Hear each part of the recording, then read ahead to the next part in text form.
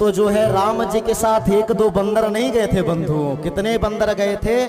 असमय सुना श्रवण दस कंदर, पदुम 18 जूथप बंदर। एक दो बंदर नहीं थे, 18 पदुम बंदर थे। अब हमारे बड़खरा वालों को गणित आती होगी, 18 पदुम कितना होता है? इकाई, दहाई, सैकड़ा, हजार, 10,000, लाख, 10 लाख, करोड़, 10 करोड़, अरब, 10 अरब, खरब, 10 खरब, नील, 10 नील, और फिर पदुम, 10 पदुम। तो 18 पदुम बंदर गए थे, एक दो ठो बंदर नहीं गए थे। अब 18 पदुम की संख्या कितनी होगी? पूरे विश्व की जनसंख्या नहीं होगी शायद। तो राम जी के साथ 18 पदुम बंदर गए थे। और सोचो बंदर को ही लेकर के क्यों गए थे?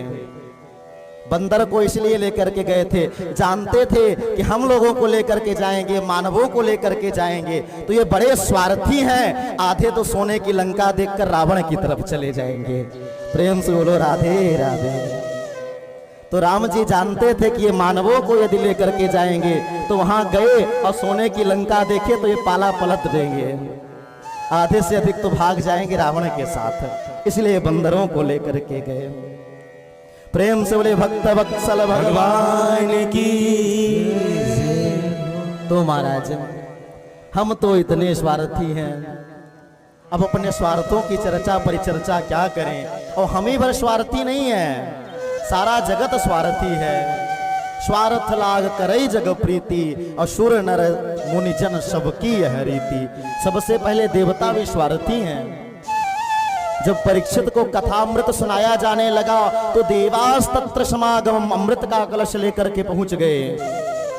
सुखदेव बाबा को कहा, ये लो अमृत का कलश पिला दो, प्रपश्यामो वयम सर्वे श्रीमद् भागवत कथामृतम, उसके बदले में मुझे कथा सुना दो।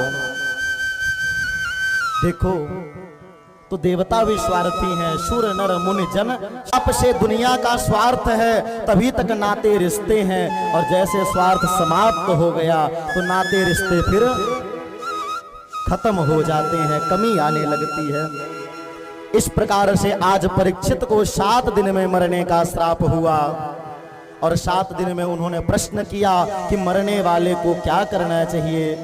तो ये केवल परीक्षित का प्रश्न नहीं बंधुओं, हम सबका प्रश्न है कि हमें क्या करना चाहिए, क्योंकि 7 ही दिन में हमारी मृत्यु होनी है। तो मानो ध्यान योग की व्यवस्था को बताते हैं कि जिसकी सब 7 दिन में मृत्यु हो उसको सबसे पहले क्या करना चाहिए? भगवान का खूब कथा सुने। प्रथम भगति संतन कर संगा, संतों का साथ कर ले। और जीवन में देखो संत और